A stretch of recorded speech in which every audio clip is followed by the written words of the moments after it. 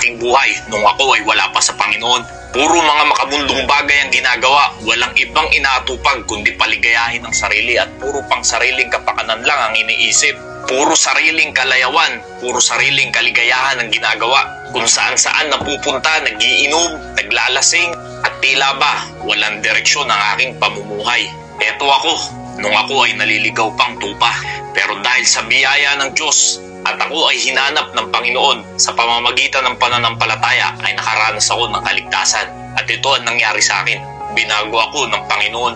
Kung bakit ko pinapakita yung mga yan ay dahil ako ay lubos na nagpapasalamat sa ating Diyos, sa ating Panginoong Hesukristo dahil sa ginawa niya sa aking buhay. Dahil hindi ko lubos maisip kung ano ang aking pupuntahan, kung ano ang aking patutunguhan, kung nagtuloy-tuloy ang aking pamumuhay na ganun. Kahit na nagkaroon na ako ng pamilya ay para bang walang direksyon ang aking buhay. Pero dahil sa biyaya ng Diyos, binago niya ang aking pagkatao. Nakaranas ako ng kapayapaan at totoong pagmamahal.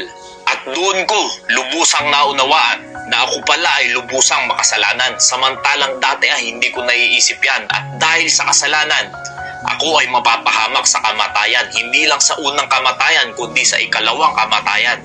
Pero dahil sa biyaya ng Diyos, nung ako ay sumampalataya sa ating Panginoong Hesukristo, ay pinangakuan niya ako ng kaligtasan. Na pag ako ay dumating sa aking takdang araw, ako ay hindi mapapahamak kundi magkakaroon ng buhay na walang hanggan. Dahil kilala ko kung sino ang aking tinanggap. Kilala ko kung sino ang aking sinampalatayanan, ang Panginoong Hesukristo, ang siyang daan patungo sa kaharian ng Diyos. Dahil kahit kailan, ang pangako ng Diyos ay hindi kagaya sa mga pangako ng tao. Dahil pag ang Diyos ay ang nangako, sigurado tutuparin yan ng Diyos. Hindi gaya sa ating mga tao na magaling lang tayong mangako pero hindi natin tinutupad.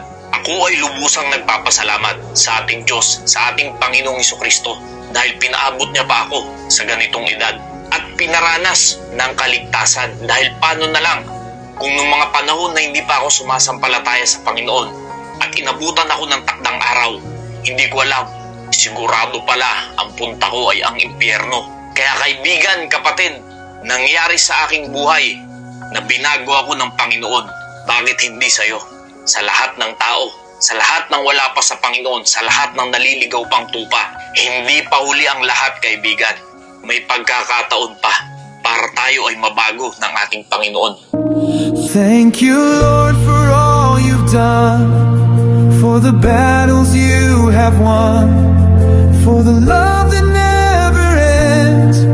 You're my Savior, you're my friend.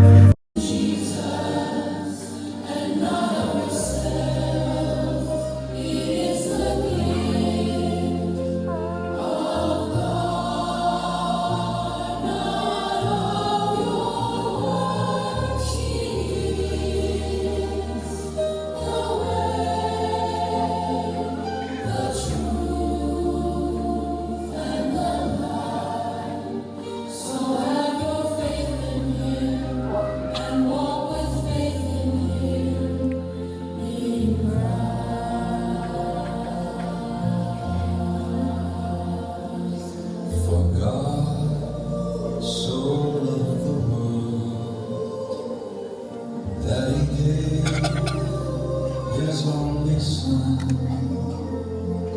and His name is Jesus.